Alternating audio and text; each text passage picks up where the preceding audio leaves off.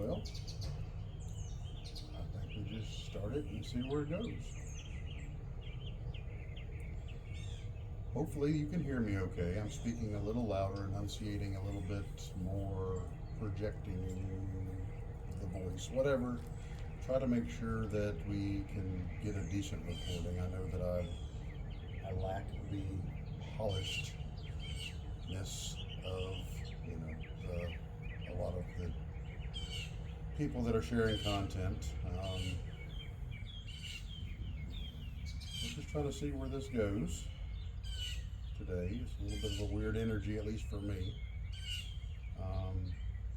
It is the 23rd September, just after the fall equinox. Fall being the time of harvest.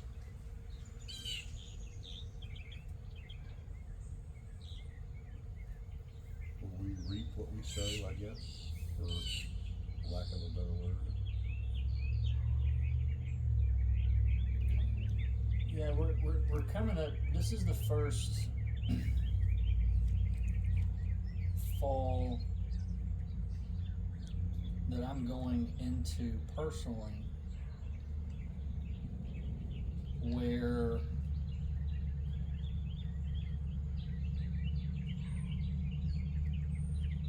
what am I trying to say? I guess it's like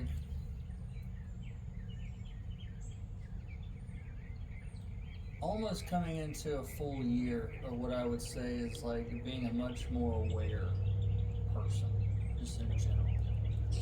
And I think that probably means something.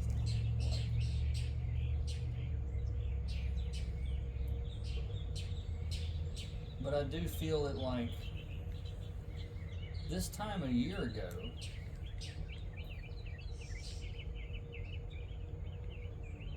I was in a good place. I was in a nice, kind of relaxed place. I'd settled into a new job. And I was really just starting to lean into the idea that I don't have to scrape and claw and push my wants and interests and intentions with like all this physical and mental effort that I used to put into everything. Because I used to think that that was like how it equated. Like, oh, if I like claw and scratch and it's like, well, then I've done something, and like. Mm-hmm. But we're coming up on a year now where I got to that point where I was just doing a lot of allowing and doing a lot of what does today want to show me kind of thing. And I was at this point a year ago, thinking about starting a new YouTube channel. I hadn't put up the first video yet. And now it's like the first video went up on my channel November 23rd of 2024. And it was the first time that I ever really sat down and almost did like just a free flow stream of consciousness kind of thing. And I talked about all kind of crazy stuff, cell membranes and just what I was feeling in and out and the energies at the time. And like, it was 5 days later that I would find that equation. That's a whole story for another day.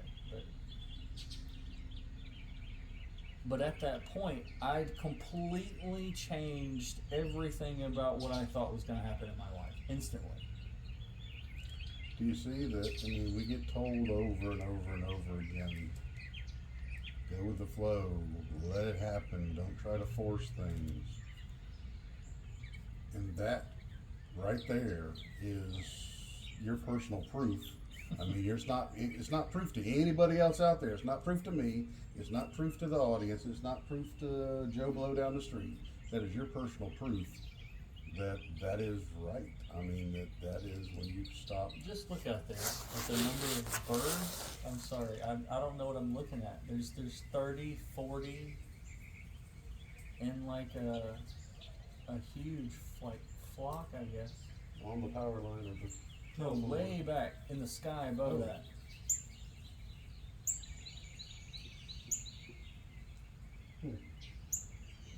Sorry, I didn't mean to cut you off, but it's like a tornado of birds.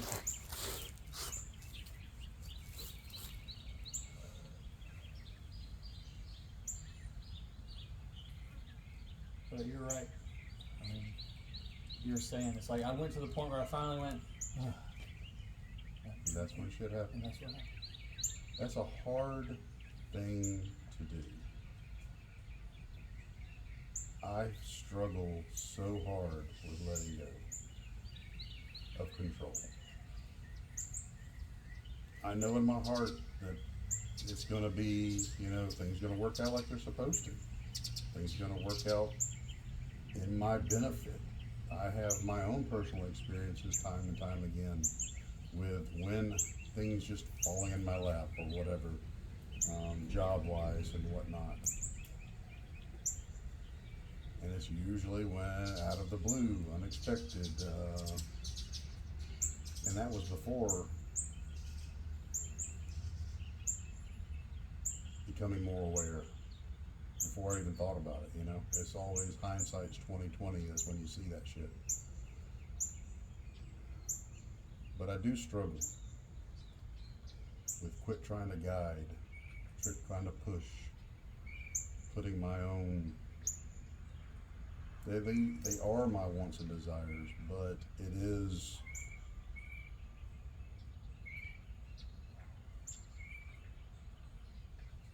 supposed to be easier. It's supposed to just happen. It's supposed to fall, 5 days later you got your equation. I feel it's like imagine if you and I are like holding a sheet, and you've got a corner and I've got a corner. We've all got the corners here, and you and me and everybody, like, we're all like, think about being just like a marble on that sheet, and you're on your own sheet, by the way. There's no one else on here, and you're going, and you're moving, and you're going, and I'm like, man, everywhere I go, it's like, there's tension, and it's not relaxed, and there's all these things, and it's whatever. Now, what happens if the marble stops? He's gonna roll into the middle of the sheet, and he's gonna be held there.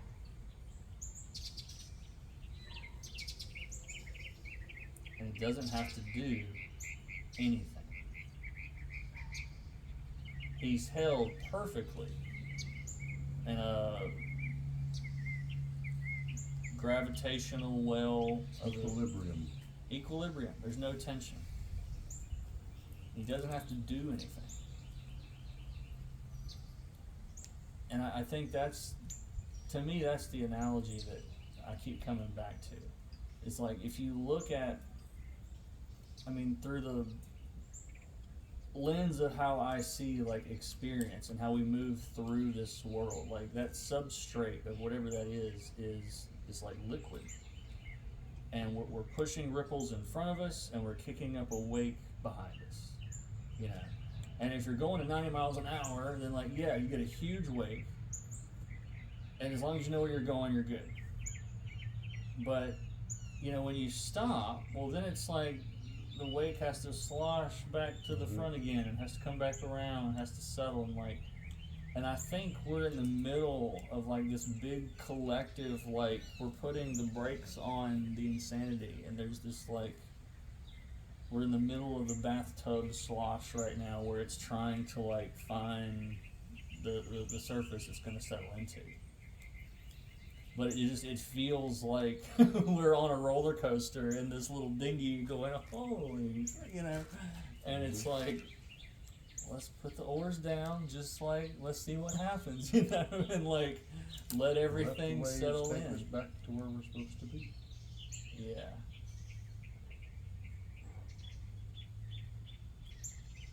I really do think that you can, it's like, most people just are swimming, right? They're trying to swim, but it's like, to me, it's like you can create a groove that can become this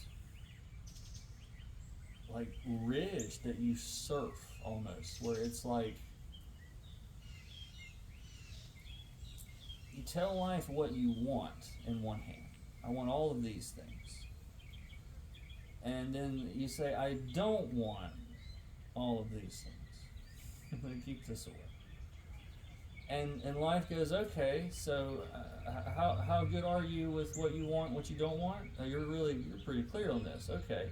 Well, now you're in like, I know I want this and I don't want this. And life just creates this little sluice, that you can ride down if you're clear enough on that. I'm seeing someone water skiing between the two wakes. Yeah. If they stay between the two wakes, yeah, everything's cool. Exactly. But it's like, if you're not clear on like your intention, when I say what you want, like I really mean like, what do you want? Like if you can have anything, you could live any kind of life. It's like on your off day, you have all the time in the world, and you're not going to worry about bills, and you're going to do something that brings you joy. What? Like that becomes this like that's the freaking Evan root on the back. Like that is what gets you going. It's like, it doesn't have to be a project that you know what it is, or I'm going to dabble with this. I'm going to practice at something. Like that's why on my channel, almost every time that I'm going to like play a song or like on the drums or like, and what's the expectation, right? When you watch, you see a guy with a guitar on YouTube, people are almost expecting this like polished, to use the word you use, perfection. They're expecting like what they hear on freaking Spotify on the radio, right? And so when I go, this is practice for me, it instantly like, one, it calms me down because I'm like, I can screw this up and laugh about it in the middle of the song and keep going. And like, there's a lesson there to me, like, and I still haven't learned how to apply it to life yet, but it's like, it's like the lesson of like, I've got to present this exact, no, it's right here, this is where I've got to live or I'm going to explode. Like, that's what we do, like, all day, every day, with everybody we know. It's like, and there's this, like, stop putting up the walls that are, and just, like, what happens when you want to be? You just want to be. Like, what happens when you're just sitting there? What do you think about? People need to find that a little bit more often, and see what comes out of that, because it's those moments when you're like, oh, I'm really just, the sky's blue and the clouds are pretty and the breeze or whatever, and it's like, and I'm trying to catch all the birds and what are they saying, and like, and this is all time that my brain can't hold all my usual petty bullshit. It can't do it. And so what happens is all that stuff starts to like, oh wait, there's some shapes in here that he took his focus off long enough that we could like wobble this a little bit.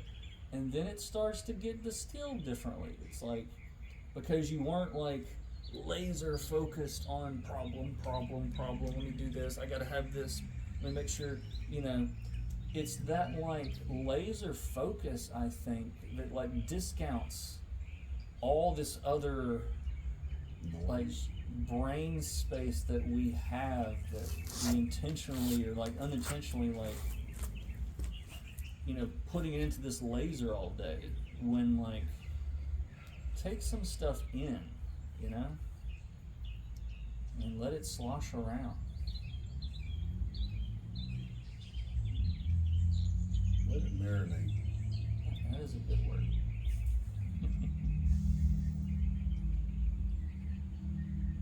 And I struggle with that all the time. I do. I've found, for me, as far as like meditation, which I think that's very important, people find their own way, but there's so many ways of doing it, you know. I've tried the whole classical way. What I get the most benefit from, I think, is like an open eye meditation. Like you said, just sitting in quiet or listening to something, music or a reading or whatever, just in the background. It's kind of, I'm listening to it, but I'm not, it's not my whole attention. But just listening to the birds and seeing where my mind goes.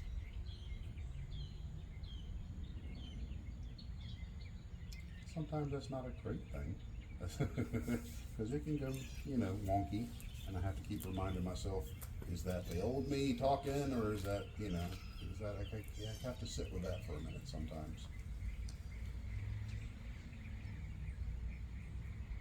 The old me, the physical me, metaphysical, whatever. Where is that coming from? The only thing I would say to that is to be careful about that binary old me, new me kind of thing, because it's not that simple, obviously, but it's like usually to me, if something keeps getting pulled into your awareness when you do try to find quiet and that thing keeps whack, it's like, well, something you got to take care of, or something you got to at least acknowledge, or yeah, there's something there. Yeah. And trying to find out why. You know, it's like, why is this coming up again?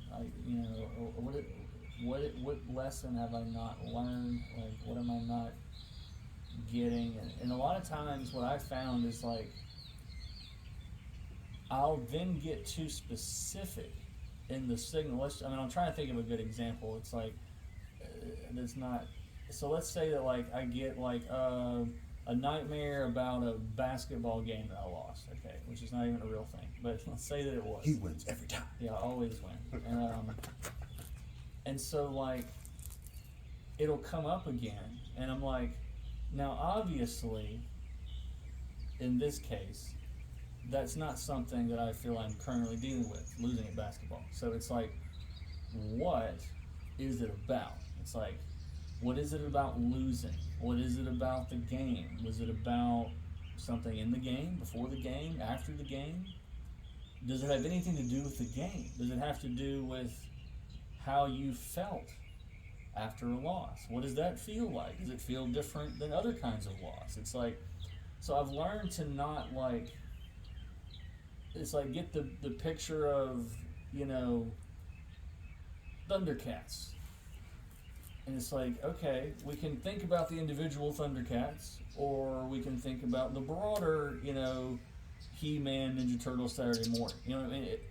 So I try to think of things in those two directions, where it's like you're drilling down in one way and then zooming out on the other. And now you've got, that's a bunch of contrast you've just created in of itself. So your brain goes, oh, well, these things are related, and it'll start to pull things that it was trying to show you in the first place, because you've now opened that conduit a little bit more, or focus that lens a little bit more, because even if the thing is here and it's like, well, it's in between this and this, and you're like, okay, that gives your brain something to work with, Yeah, because if you're looking too close, you're not gonna. If you're looking under a microscope, you're not gonna see the sky. If you look at the sky, you're not gonna see what's under the microscope. You gotta give it a range. I think that's it. Yeah, I think that's the key.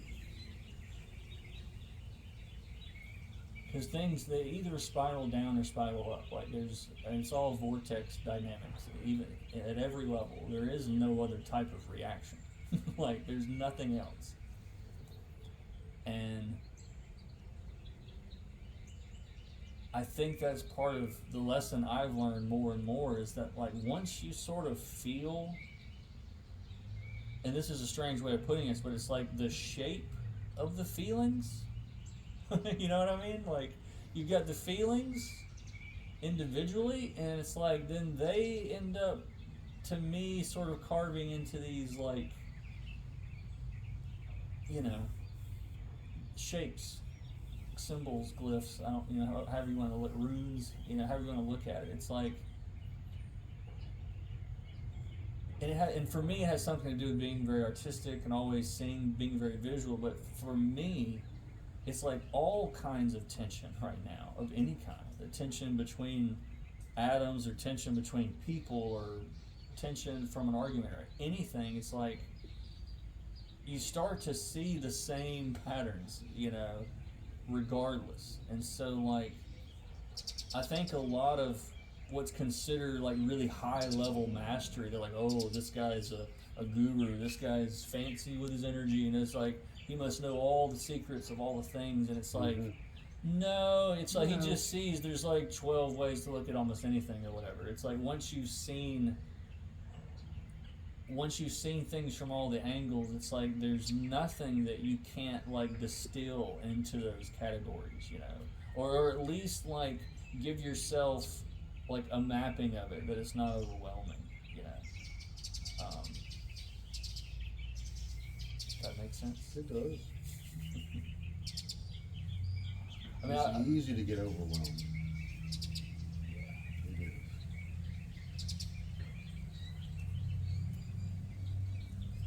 It is. there's a channeler I follow on YouTube, Jadina, and one time she said that you just have to, and I'm paraphrasing, but she's like, you just have to have space for all your emotions at the same time.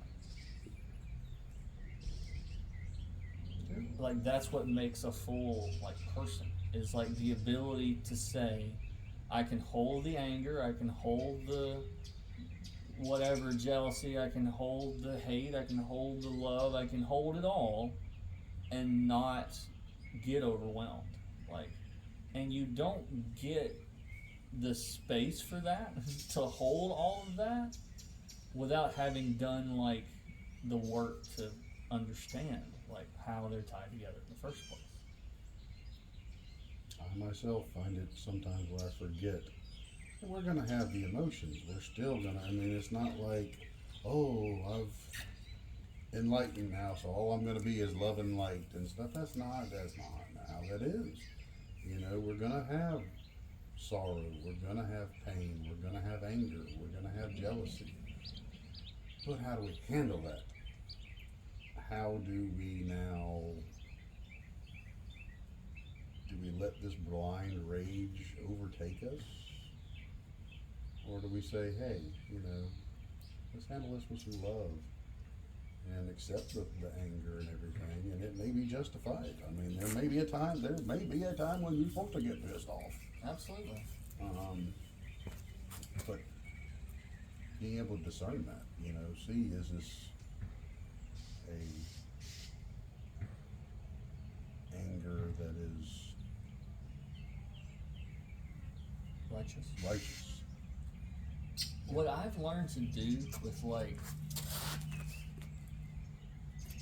because as I'm like opening up and body softening and like liver's doing things, like liver stores a lot of stuff, and when it gets riled up, you will just feel anger at nothing. You have like, why am I so mad right now? It's like, and then I realize like, oh, this thing is, you know, it's getting yanked on, it's getting pulled on, it's opening up, it's releasing some stuff, this is not mine, whatever, you know. But the one thing that helps me is like, and I can't remember if I've said this already on the other ones, but it's like male rage is very, you know, punch a hole in the wall, penetrative, like just guerrilla stuff. I mean, just, you know, literally. And that, to me, is not useful. I mean, obviously. But what I've found is like, if something comes up and I can actually like, let's say name it, I know what it is. I know where it's coming from. I will try to imagine that energy in me as female, feminine rage. It's not the same thing. You know, it's like the guy's like, I'm mad at you, I'm gonna knock your lights out. Mm-hmm. You know, feminine rage is like, I'm gonna, you know, burn your house to the ground in 10 years or whatever. Like, you know, this is a generalization, but it's like, it's just different. It's more of a simmering, I'm going to let this happen and not let it control me, but also I ain't gonna forget. I'm not gonna forget, and like I'm gonna let this shape things, and I'm gonna be very surgical in how I apply Mm-hmm. this and how I let it affect me. Honestly, it's like, and again, apologies for any sweeping generalization, but it's like I'm making an example. But it's like, if I think about those people with me, like those kind of, you know, like the Morrigan spirit is like, it has a strong like female spirit of that kind of thing, and or like Hecate, or you know, just like. You got a dog coming up on your left. Or somebody's walking. Okay. Just letting you know. But yeah, it like. But it seems to help calm things. Hey there.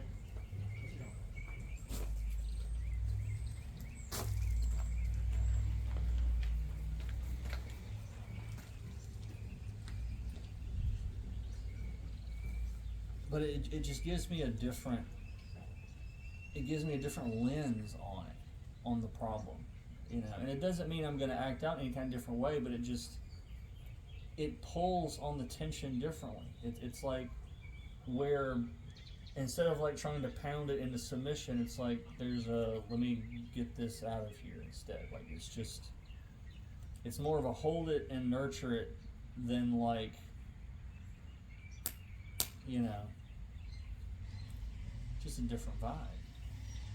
Well, that's very commendable because you're embodying both your masculine and feminine, and we're supposed to be the two parts that make the whole. Right. So that's awesome to be able to handle it that way. So, you know, and handling it more in a loving way is, I just hadn't thought about it being masculine and feminine. You know. Yeah, and I'm speaking in the archetypical Yeah. ways of saying that, not like necessarily male and female. No. It's never.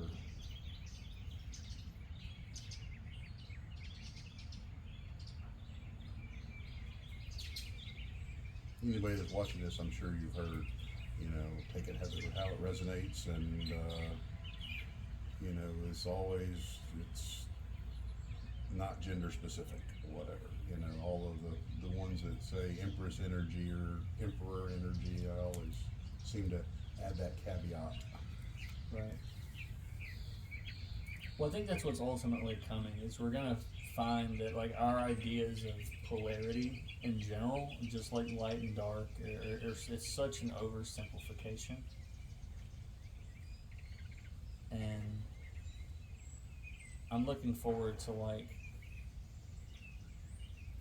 seeing how that perception gets flipped, because the whole like, I mean, the whole idea of like, even looking at the Bible, like all the angels that you know are like male, and you know, women are the light creators though. And so I don't know, it just feels like there's like an inversion that we see this world through. That's like, because of what controls it, what dominates it, what has kind of like tried to push its will into it. It's like, yeah, it's all dudes that have everything. It's dude power, men, yes. It's like that's what it starts to feel like to me, and it doesn't ring like for me. It's like, oh, this is something else entirely. Prior to Christianity, a lot of the societies, yes, they had the male as the protector, but it was the females that were the spiritual guides. It was the females that were the witches and it was a lot more power for them than what we've become today. Yeah, now it's all, and they want to talk about like this dark feminine and Lilith kind of stuff, and I'm like, according to who? Like, I really think it's like they took the most powerful force, and it was like, oh, we have to like keep this in a damn box, like, because I mean, it's like, because if this is out, like, we can't deal with this. We cannot deal with this. That's what it feels like. That's what our whole timeline feels like.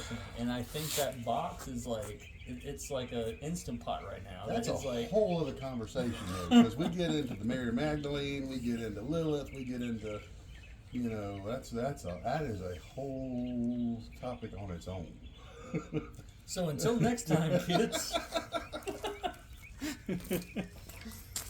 Like and subscribe.